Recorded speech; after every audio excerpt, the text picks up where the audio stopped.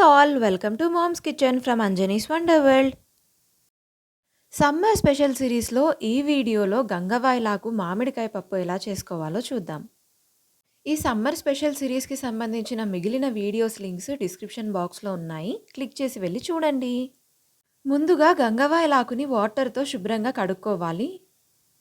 ఇందులో విటమిన్లు, iron, anti oxidants పుష్కలంగా ఉన్నాయి. ఇందులో ఉన్న విటమిన్ ఏ కళ్ళు ఆరోగ్యంగా ఉండడానికి తోడ్పడుతుంది. అంతేకాదు రోగనిరోధక శక్తిని మెరుగుపరచడంలో సహాయపడుతుంది. పప్పుని 2 టైమ్స్ శుభ్రంగా కడిగి ఒక అరగంట నానబెట్టి వండితే గ్యాస్ ఫామ్ అవ్వకుండా ఉంటుంది. ఇప్పుడు ఇందులో వాష్ చేసుకున్న గంగవాయలాకుని వేసి ఉడికించుకోవాలి. అమ్మ ఇక్కడ పప్పుని కుక్కర్‌లో వేసి ఉడికిస్తోంది. నెక్స్ట్ ఇప్పుడు ఒక గిన్నెలో 2 టీ స్పూన్స్ ఆయిల్, ఎండుమిర్చి, ఆవాలు, జీలకర్ర, ఇంగువ, ఉల్లిపాయలు వేసి వేగనివ్వాలి. ఇక ఈ గంగవాయలాకులో పుష్కలంగా ఉన్న విటమిన్ సి మన శరీరంలోని కొలాజన్, బ్లడ్ వెజిల్స్‌ను మంచి స్థితిలో ఉంచడానికి, అలాగే గాయాలు నయం చేయడంలో సహాయపడుతుంది. ఈ గంగవాయల ఆకును గంగవెల్లి ఆకు అని కూడా అంటారు.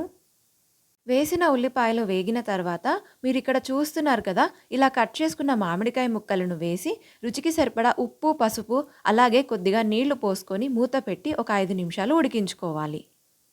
ఈ గంగవాయల ఆకులో అధికంగా బీటా క్యారోటిన్ ఉంటుంది.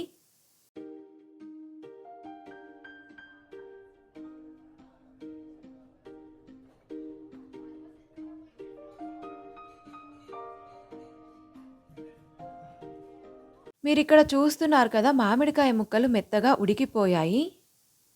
కుక్కర్ కూడా అయిపోయింది. పప్పు అలాగే గంగవాయలాకు కూడా మెత్తగా ఉడికిపోయాయి. ఇందులో కూడా కొద్దిగా పసుపు, ఉప్పు వేసుకొని కలుపుకోవాలి. ఈ గంగవాయల ఆకులో ఎముకలకు అవసరమైన కాల్షియం, మెగ్నీషియం అధికంగా ఉంటాయి. ఈ ఆకుకూరను తరచుగా తీసుకోవడం వలన ఎముకలు ఆరోగ్యంగా ఉంటాయి. అంతేకాదు హార్ట్ అటాక్, ఇతర గుండె సంబంధిత వ్యాధులను నివారించడంలో సహాయపడుతుంది. తరువాత ఈ పప్పు గంగవాయలాకుని ఇందాక ఉడికించుకున్న మామిడికాయ ముక్కల్లో వేసుకోవాలి.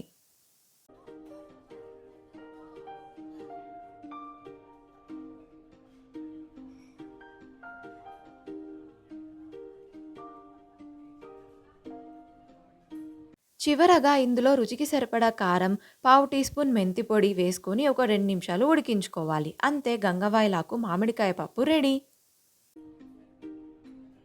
ఈ రెసిపీని మీరు కూడా ట్రై చేసి ఎలా వచ్చిందో కామెంట్స్‌లో చెప్పండి. Thank you for watching the video. Do like, share and subscribe.